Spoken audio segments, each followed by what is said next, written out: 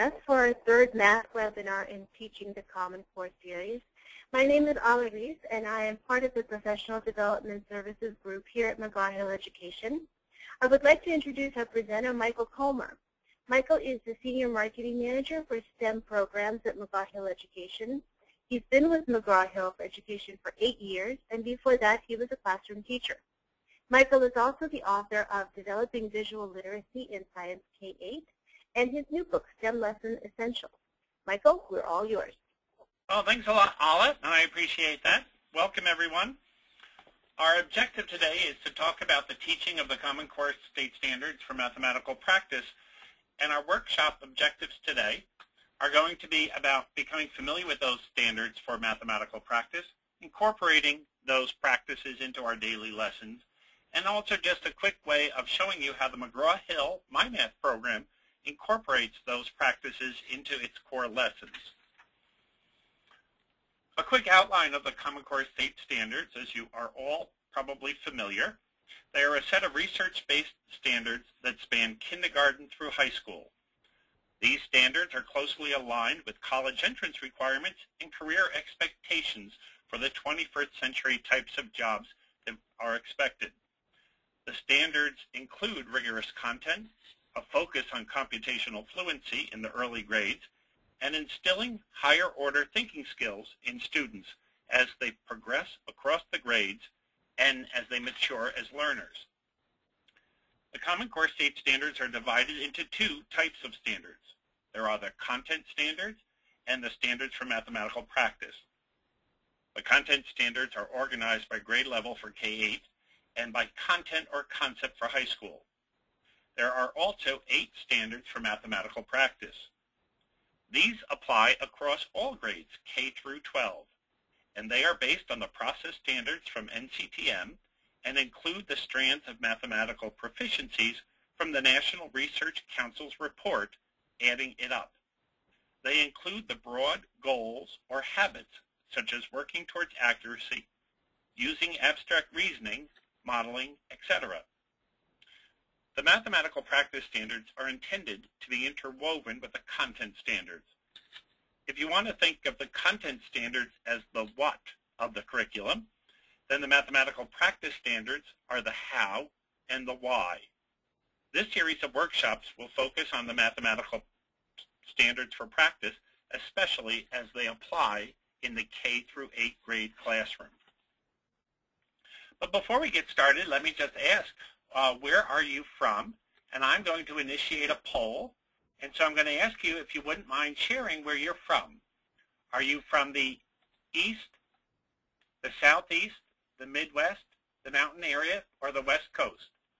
The poll is now open. If you would take a minute and respond.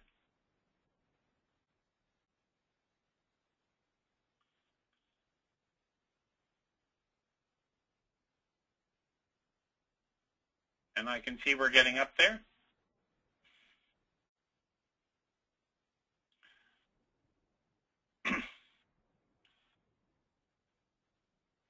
All right, so as you see, here's the poll results. The 54% of you are from the East Coast and 31% of you are from the Southeast. I have no one from the Midwest, and 15% of you are from the mountain region. Well, welcome here tonight. This will be an exciting opportunity to share with you many things that we have available. The other question I'm just going to ask you, if you wouldn't mind, is what grades do you cover? Because this helps me to identify what my area of focus will be for the evening. The poll is open. Can you identify yourself as either elementary, middle school, high school, or a supervisor, math specialist, or coach?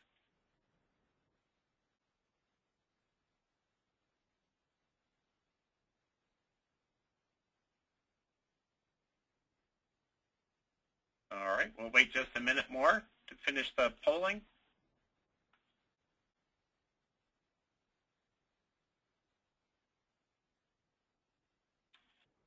All right, and I can see from the attendee polling that approximately 70% of you are from the elementary grades and 8% are from the middle school. and 15% of you are from either a math supervisor, a math specialist, or a coach. Well, again, welcome this evening, and what I will do is try to tailor my remarks towards both the elementary grades and for those of you that may be supervising or monitoring class teachers in the classroom. So what are the mathematical practices? I think they may be thought of as the goal or the outcome that students will achieve as they strive in their work. It is what we refer to as the habits of mind that they create. It's a way of thinking and doing that percolates through their minds as they work to solve problems, not only in mathematics, but also in a broader sense of all of problem solving. It includes thinking, reading, writing, and speaking clearly using mathematical language and symbols. It includes using logic and reasoning when approaching problems, and using a degree of precision in the details of problem solving. It involves attending to the details of math, while at the same time keeping in mind the bigger picture. And it also includes having the flexibility of using or applying multiple strategies, allowing students to evaluate a problem, to pick a strategy that they feel best, but then also to be able to change strategies if they run into problems. They are, as I mentioned, what we would refer to as the habits of mind that the students involve. So the bigger question that we find teachers asking us all the time is, how do I teach these practices? Well, the mathematical practices are not an item checklist of discrete skills, but are really the collective result of creating in students a sense of positive attitudes and dispositions towards learning and applying mathematics to their everyday lives. It can be accomplished in some of the following ways: incorporating problem-solving routines that are embedded in the ongoing classroom instruction. It could be fostering a classroom culture that encourages discourse and discussion among the students. Or it could be including providing an environment of opportunities where mathematical tasks vary in their difficulty, in their context, and in their complexity.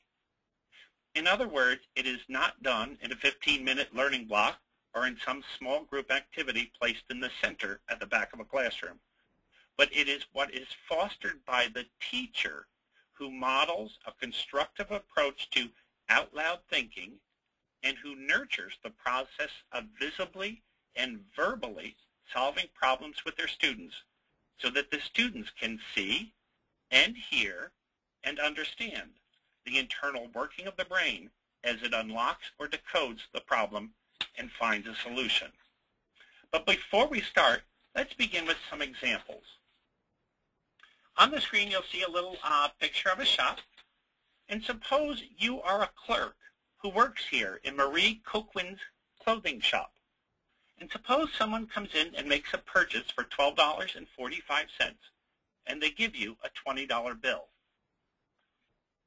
Using the chat feature on the webinar, share with me the name of the bills and coins that you might give as change.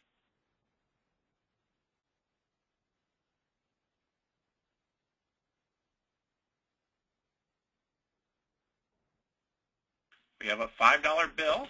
All right, that would be one of the bills. Any others?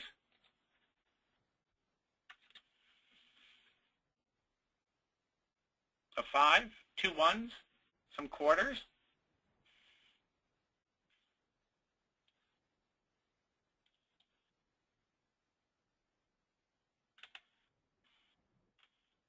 All right, so we have a variety. We have a $5 bill, some $2 bills, a quarter, some nickels. All right, so these are the names of the bills and the coins we might use.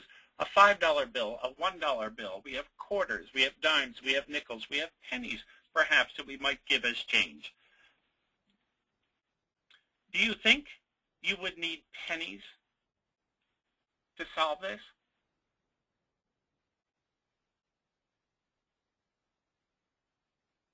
No, that's right. You may not, although it could be a possible solution. And as we look at that, can you name 5 different ways that the change may be made. Think about how you would go about solving this problem. Think about the steps that you would take. What would you do first, then next, and then how would you know your answer was correct? In the classroom, I have students share their ideas for solving the problem long before they start in on the actual solution. This gives other students ideas, and as a teacher, I find it helpful in understanding how the student thinks and mentally organizes their processes of thinking. This is invaluable for me when I'm trying to address further misconceptions down the road. So if you've named some of the bills and that you would have given as change, you probably thought of that, you know, I have $20 and it's $12.45, and so I do subtraction. Some of you may actually have counted up from $12.45 to get to 20 as a method for finding out the difference between the $12.45 and the 20. Then you may have thought about the kinds of bills that you would have used. What would have been simplest or easiest? Well, one way of organizing the information is to put it in a chart. As we look at the chart there on the screen now, we see that there's one $5 bill, two $1 bills, 2 quarters, 0 dimes, 1 nickel, and 0 pennies. And the total for that is $7.55. As we look at that example, how might you think of the chart or the table as helping you to create different kinds of responses to the question of what change might be given? Well, maybe you used 7 ones and you didn't use a 5, with still the 2 quarters and the 1 nickel. Perhaps you began to look at the process and think of $6 and changing $1 into 4 quarters, adding that to the 2 we already had to get 6 quarters, still 1 nickel to get to $7.55. The rest of the rows could be other ways of solving the problem. Think now, how does the table help you to solve the problem? How does it make it easier? Well, the use of the table allows us to structure our answer in a way that it allows us to consider multiple solution possibilities. It provides a format or structure for making easier substitutions. As we look in row 2, row 3 rather, changing 4 quarters for a dollar bill and adding it to the quarter column. It moves us actually from using coins to consider combinations of change for $7.55, and it provides for us a model of more efficiency in creating multiple solutions possibilities. Which leads us tonight to the 2 standards that we will explore. Standard for mathematical practice number 7, in which we look for and make use of structure, and number 8, in which we look for and express regularity in repeated reasoning. The 7th mathematical practice is used to make use of structure. That mathematically proficient students look closely to discern patterns in the structure in a given situation. Young children, for example, may notice that 3 plus 7 is the same as 7 plus 3. Or older students may notice that 7 times 8 is the same as 7 times 3 plus 7 times 5, applying the idea of the distributive property. Those students are able to see the complicated problem as being composed of several parts. They are aware of, look for, and make use of patterns to solve more complex problems. In the 8th mathematical practice, look for and express regularity in repeated reasoning, mathematically proficient students notice if calculations are repeated and look both for general methods and for shortcuts in solving problems. They may recognize that if 3 plus 7 is 10, then 70 plus 30 equals 100. Or that if 7 times 8 is 56, then 7 times 8 is 560. These students analyze the problem using what they know in one situation to solve problems in other similar or related situations. As they solve the problem, these proficient students are purposeful in their use of procedures and maintain oversight of the problem-solving process. They monitor their own thinking throughout, evaluating and reflecting on the reasonableness of the intermediate results. These two practices together utilize the same type of reasoning and critical thinking skills. They require students to think about how they think, to analyze that thinking, and then apply it in new and different situations. So tonight, let me just review for a moment where we've been, because we've already had 2 of these sessions. Then you may, if you're new to us, you may want to go back and review. We've organized the mathematical practices in groups of 2. As we look at the practice standards, we saw that there were some inherent relationships among them that allowed them to be organized in a way that might make them easier to think about. If you want to go back to see some of the previous webinars we've done, you may visit mheonline.com/mhexchange, and you'll find those other webinars there. The mathematical communication skills and the mathematical mechanics are 2 that we've completed. Tonight we're looking at standards 7 and 8 that address the higher order mathematical critical thinking skills, and the next one we'll do next month will focus on the mathematical habits. As you notice, standards 1 and 6 address really the overall mathematical habits of mind, and they are the skills that students need to learn early and use regularly in order to successfully apply all of the other skills and to navigate the challenges of real-world problem solving. The last webinar will be in February on the 26th. But today, let's take a closer look at the critical thinking skills.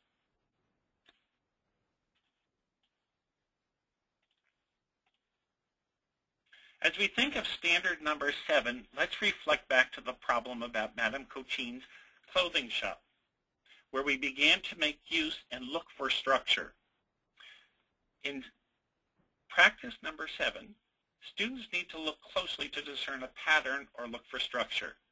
They need to recognize the significance of number relationships in their basic facts. They need to observe and describe geometric figures.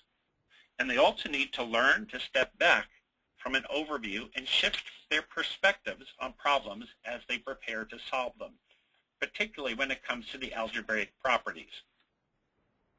What does that mean for you and your students, or for you as the teacher, your instructional strategies? Well, let me just say that for students, it means that they should have a broad view of mathematics that allows them to see problems, different problems, essentially as the same or related. Think of, for instance, fact families.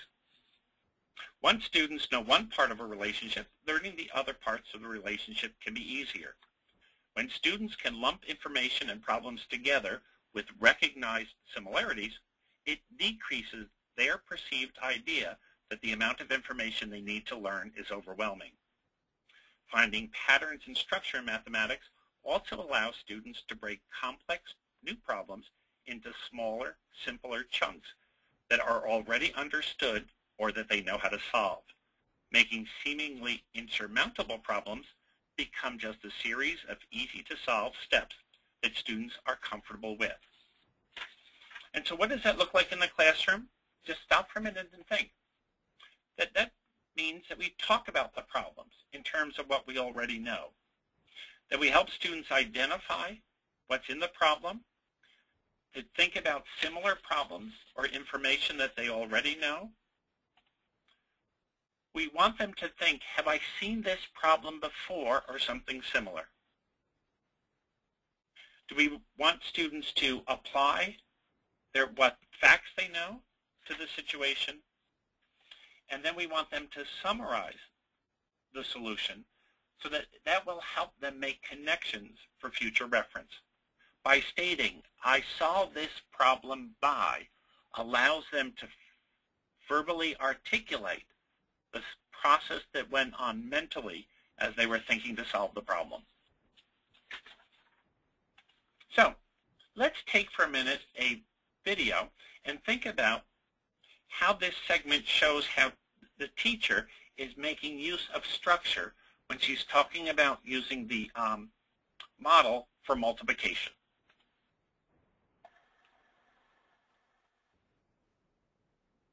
Routinely pointing out patterns or structure when they are involved in direct instruction, and then using guiding questions that encourage students to look for patterns during independent work or cooperative learning can foster this sensibility as students continue building their mathematical foundations. Elementary grades. Let's watch as a small group of 4th grade students uses the structure of properties with the distributive property of multiplication. So let's look at problem number 1 and talk about it. It says identify structure. How would you use the distributive property to find 12 times 18? Then find the product. So this is a 2-step problem. We have to write about how are we going to do it, just like we did with these examples up here. Then we have to find the product, which what does the product mean? It means the answer. So what we're going to do is this would be 10, okay, because we pulled out the 1. We pulled out the 1 and put it up here as 10. We have to make another box over here. What's going to go up here? 8. Perfect. Okay. So now we have to take this 12 and distribute it to 12 times 10 and 12 times 8. What is 12 times 10? 120. Excellent. In the middle of your square, write 120. Okay. Now what is 12 times 8? Gosh, start smiles. 96. 96. Okay, so 12 times 8 is 96.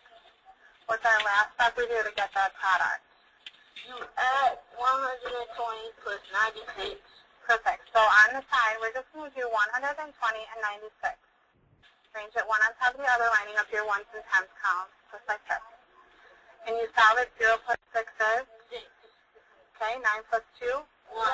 Pull out and carry the 1. 1 plus 1 is? 2. So what is our answer to 12 times 18? 215. Excellent.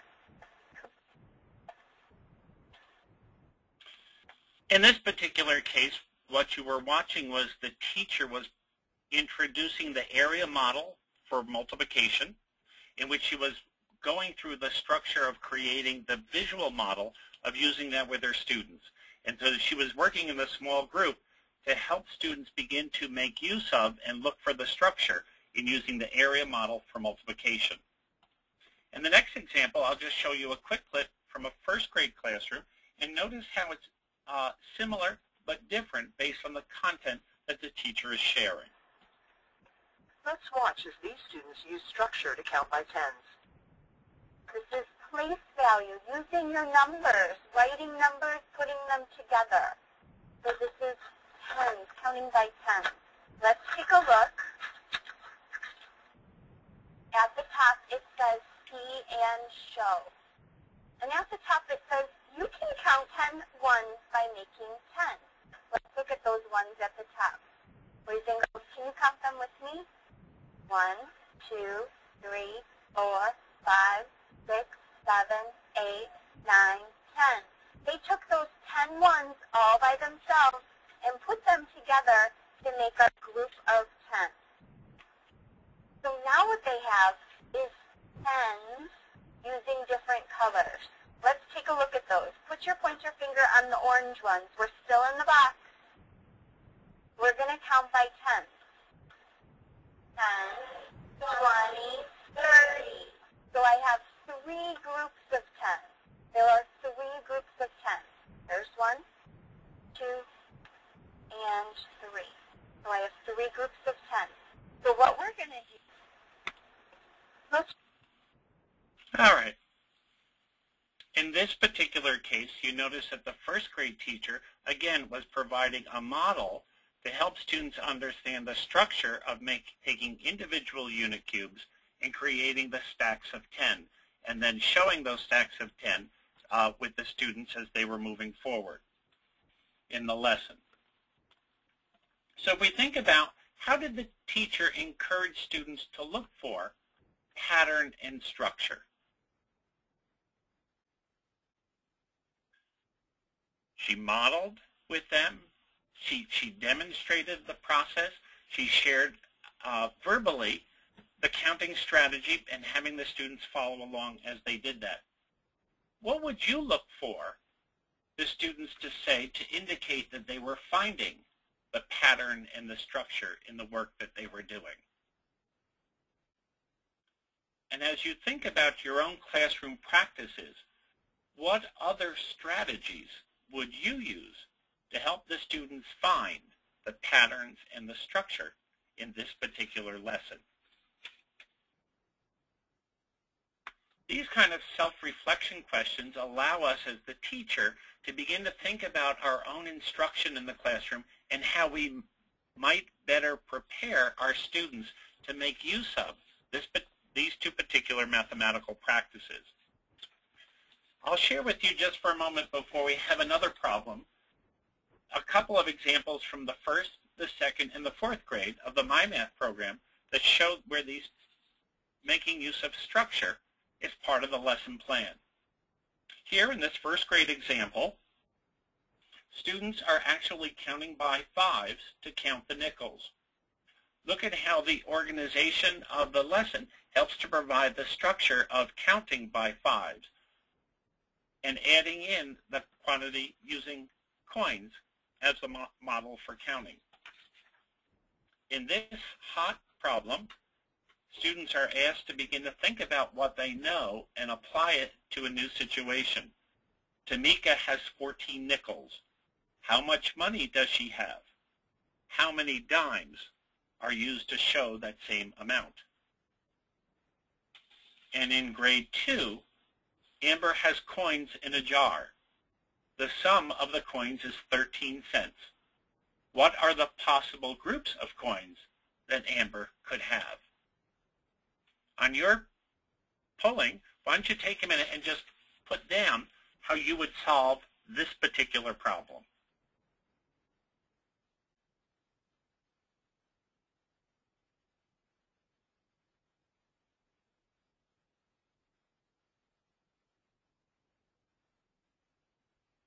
That's right, she could have a dime and 3 pennies.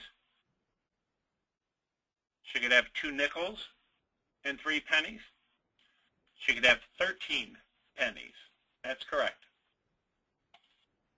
And then in this particular case, a fourth grade example, it is recommended that a person drink 64 fluid ounces of water each day.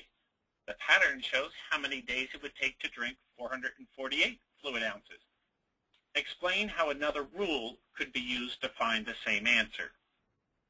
Well, as we notice in this example, they've used the rule of adding plus 64 from day 1 to day 2, day 2 to 3, day 3 to 4, 4 to 5, 5 to 6, and 6 to 7. It becomes the pattern of adding plus 64. Another pattern could be that they use the day times the number 64. So one day is 61 times 64. Day 2 is 2 times 64. And they begin to transfer the idea of multiple addition to the use of multiplication. So here's a chance now for all of you in the audience to participate in this particular question. And this goes back to introducing both the idea of finding structure, but also moving into the example of standard mathematical practice number 8, looking for regularity and repeated reasoning. This is a pick-your-own problem in which the 5th grade class visited a pick-your-own farm. They spent half of their money on strawberries, 1/2 of what was left on blueberries, and 1/2 of the remainder on raspberries. How much money did they spend if they had $8 left? So think about that standard of mathematical practice number 8, looking for the regularity and the repeated reasoning. What type of regularity would you look for students to express in this kind of problem? Well, as we think about that standard number 8, we would have students look for some sort of shortcut where there is a repetition in the calculation. Students need to notice that if the calculations are repeated, to look for both a general method and for shortcuts. Where upper elementary students might notice that when dividing 25 by 11, that they are repeating the same calculation over and over again, they may conclude that they have a repeating decimal. By paying attention to the calculation of slope as they repeatedly check whether points on the line through 1/2 with a slope of 3, middle school students might abstract the equation of y minus 2 over x minus 1 equals 3. Noticing the regularity in a way terms cancel when expanding, for example, x minus 1 times x plus 1, or x minus 1 times x squared plus x plus 1, and the expression x minus 1 times x cubed plus x squared plus x plus 1 might lead them to the general formula for the sum of the geometric series. In any case, as students, whether they're in the lower elementary grades or in high school, work to solve a problem, the mathematically proficient students maintain an oversight of the process while attending to the details, and they continually evaluate the reasonableness of their intermediate results. And I'm going to ask you to think about that now as we move forward in solving the pick your own problem. Think about how you continually evaluate the reasonableness of your answer in the intermediate steps as you work through solving the problem. All right? So as we look through that, think of the repetition in calculations, think of the shortcuts we might use in the problem solving, and then don't forget the big picture and the details that make up the part of the problem. So here's the problem again. The 5th grade class visited the Pick Your Own farm. They spent half of their money on strawberries, 1/2 of what was left on blueberries, and 1/2 of the remainder on raspberries. And the question was, how much money did they spend if they had $8 left? So as we think about that, we can post the problem and break it into the parts that students may be familiar with. And that is, we purchased strawberries, we purchased blueberries, and we purchased raspberries. And after we purchased those raspberries, we had $8 left. And so in this type of problem, they may find that either acting it out or working backwards is a good strategy to utilize, because we know what we had at the end. We know the steps we got to the end. We just don't know what we started with. And so as we think about having $8, we know that the $8 that we had left was equal to 1/2 of what was left after we bought the raspberries. So then how much did the raspberries cost? If $8 represents the half that was left, what was the half that was spent? And that's correct. It was $8. So therefore, if we thought about that, we had $8 left. The raspberries cost us $8. So how much money did we have before we bought the raspberries? Would have been the 2 halves together, the 8 plus 8, which would have equaled 16. And so we step forward in the problem and then think about, well, let's take the raspberries off the table because we already solved for those. So before we bought the raspberries, we had $16 left. And we knew that we spent half of what was left on blueberries, so that the $16 represents what was left after buying blueberries. How much did the blueberries cost? And as we look at that, we can think about, well, they're just like the problem before. If the money we had represented half, the other half had to be equal to that, and so that had to be 16 also. So here we've gotten the repeated reasoning as standard number 8 is asking us to think about the regularity of the reasoning, the repetitiveness of the reasoning, of the calculations. So then the question we ask is, well, how much money did we have before we bought the blueberries? And so if we had 16 left and the blueberries cost 16, then we can see that we had $32 that we had before we bought the blueberries. And so I bet you can see where this problem is going. Well, let's move on then and think about, we've taken the raspberries off the table, we've taken the blueberries off the table, and so now we're thinking about what money we had when we bought the strawberries. And so if we had $32 left after we bought the strawberries, and we knew that we spent half of our money on the strawberries, then $32 equals what was left after that. How much did the strawberries cost? Again, as I hope you're noticing the repeated reasoning that we're applying in this particular scenario. And so as you think about that, they cost $32 also, because that was the other half. And so how much money did we have before we bought the strawberries? Well, that would have been the two halves together to equal the total amount of money we had. 32 plus 32 equals $64. So therefore, we had $64 before we bought the strawberries. And therefore, we started with $64. Now, please use the polling in the chat line. Do you agree with how the solution came to be?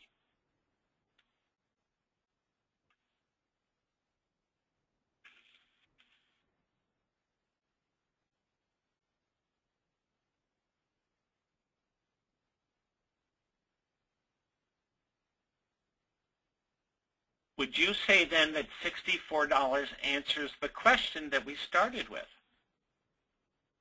Please use the chat line to share.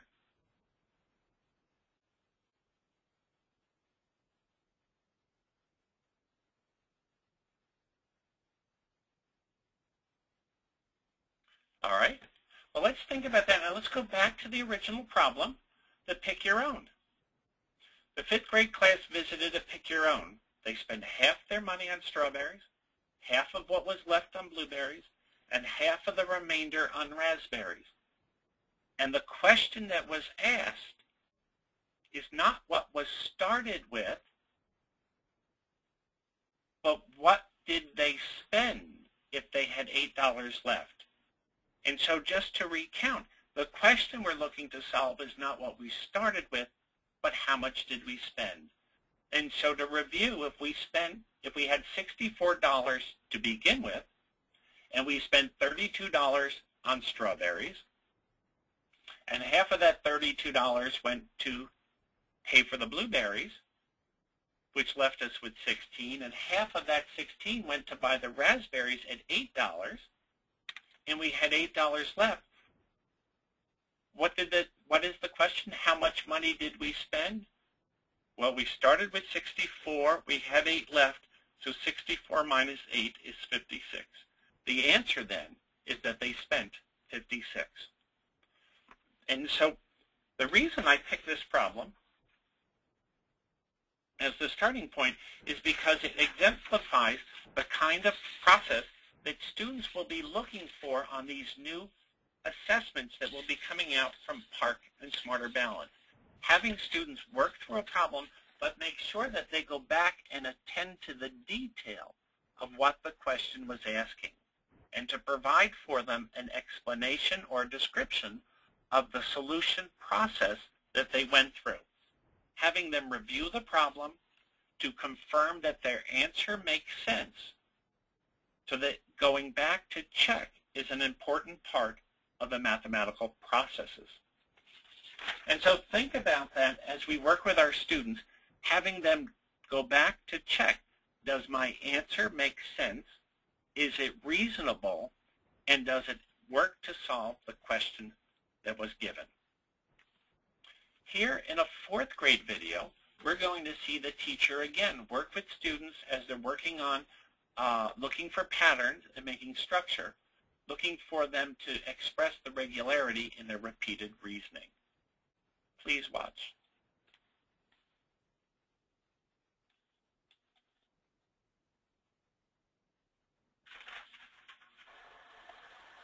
So what's our rule? What was our rule in this?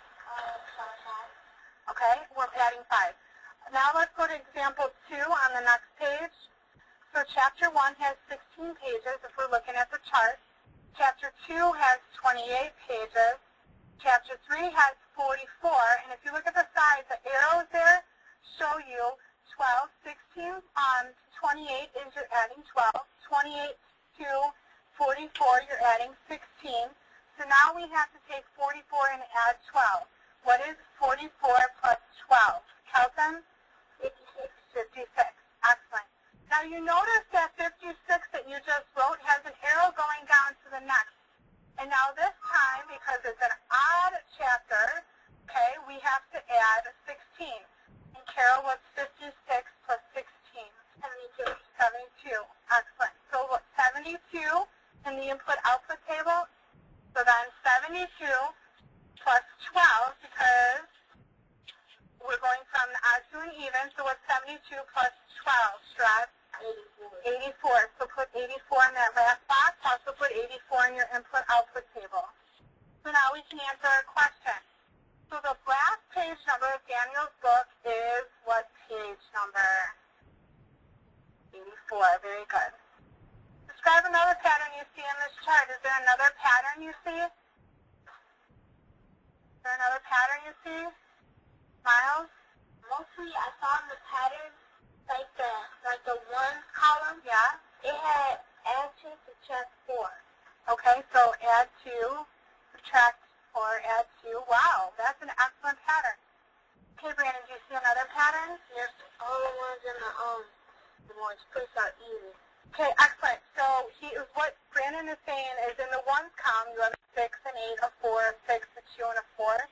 You notice that those are all even numbers. That's an excellent observation. Do you see something else? So in this particular case, as you watch again, the teacher was beginning the modeling process of working the students through some guided examples of looking for the patterns, the repeated processing of the mathematics.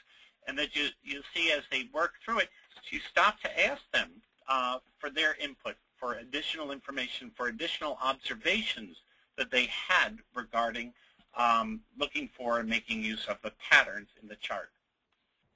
And in the last video here, let me just share with you this one from a first grade classroom again, where the teacher is working with the students in the lesson on groups of 10 and how she continually works with the students. Pay particular attention here of the teaching technique that she uses when they get a little excited about their counting.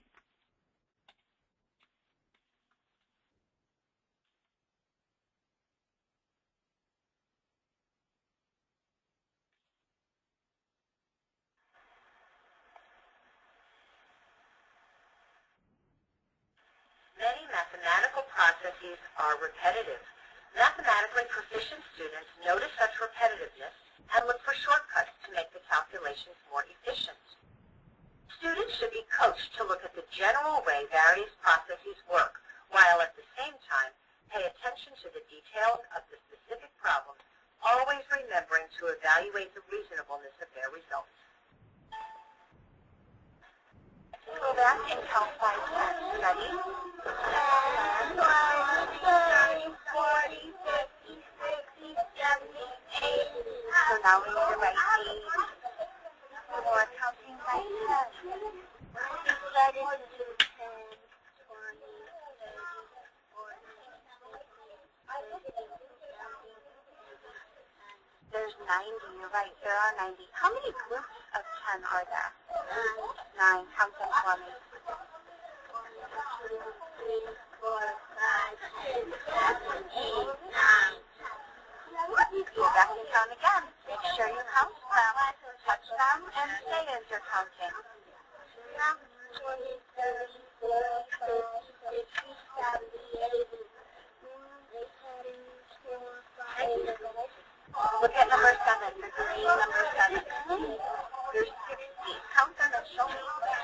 10, 20, 30, 40, 50, 60. How many groups of 10? 6. How about number 8, the green, the other green? 30.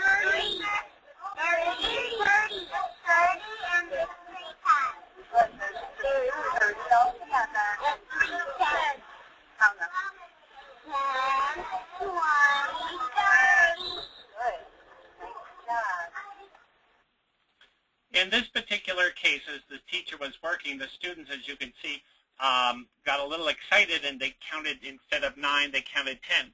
She made them go back, the one that had counted 10, to go back and recount using their finger to touch and say in each particular case. So the teacher was aware of the difference that's going on in the lesson and didn't let it slide, but wanted to make sure that the student was performing accurately in the modeling of the process, because it was important for them to make sure that they had the one-to-one correspondence as they were working in this first grade classroom. So as we think of the mathematical practice, both 7 and 8, in which we look for structure and the repeated regularity and repeated reasoning, as a teacher, think to encourage students to look for those patterns as much as possible. Having students talk through their thoughts will help you to identify and see where they are in their thinking process. Have students extend patterns to test rules or to look for new ones, or for different multiple patterns in data tables to find alternative solution strategies. And with older students, encourage them to look for the patterns that will later develop into formulas. Again, we'll look at a few examples of this standard for mathematical practice number 8 in some examples from grades 1, 2, and 4 of the McGraw-Hill MyMath program. In this particular case, we're again working with grade 1 in the use of coins and counting by 5s. The use of regularity in the nickels as a counting tool helps them to count by 5s. In this particular problem, where students are going to use regularity in repeated reasoning in order to solve the problem. So Lena buys 2 bags of salad mix for $8 and 3 pounds of fresh vegetables for $9. She gives the cashier $20. How much change will she receive? In this particular question, as students work to solve it, how might you make this more challenging for a student who can come up with a solution right away? Take a moment and share how you might make this solution a little bit more challenging for some students in your class.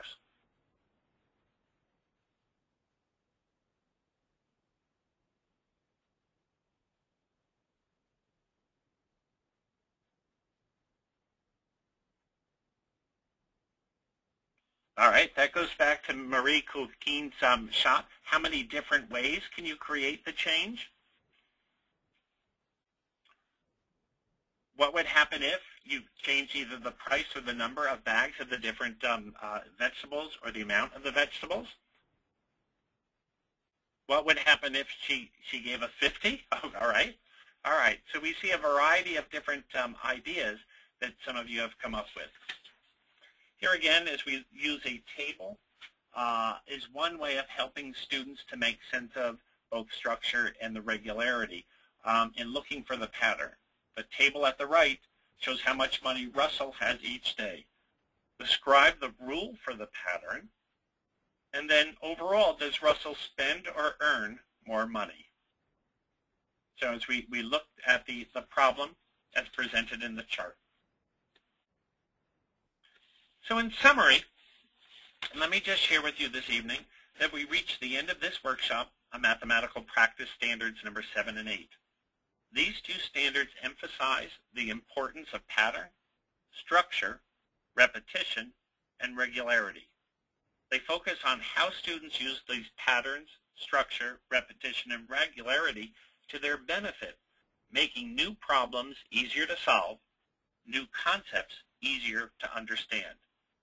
Both of these standards demonstrate how making connections within mathematics makes math easier to understand and makes problems easier to solve. Encourage your students to create their own connections from the very first exposure to new concepts. Ask them, what do they see or what do they know that helps make this more understandable or easy to remember? Help students to find those connections, but also encourage students to find and create their own, as you may not have thought of them all.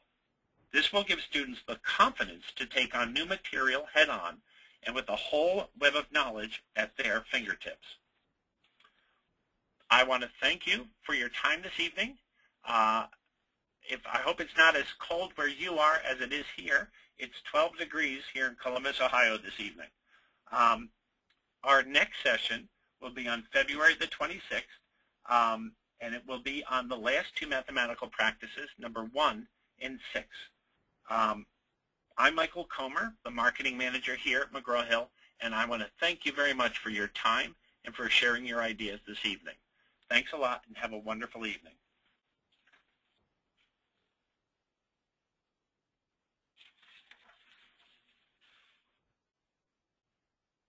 85 in Tucson today. Thanks, Charlie.